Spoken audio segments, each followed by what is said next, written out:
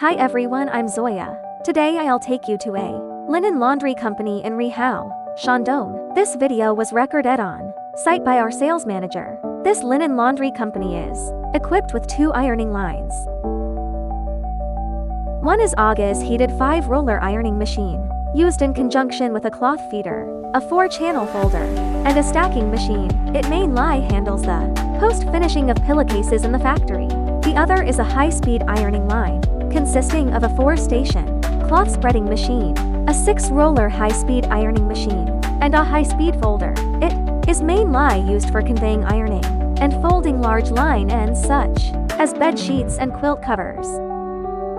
Here are 5 BAI Changfront airflow energy-saving dryers, mainly used for drying bathrobes, bath towels, face towels, and other linens. Right next to them are 8,100 kilograms and 150 kilograms washer-extractors, used for washing line ends. All these devices have been installed and debugged, and are now officially put into production. If you also want to purchase linen washing equipment, please feel free to contact Shanghai Beiqiang Laundry Equipment Manufacturing Co., Limited.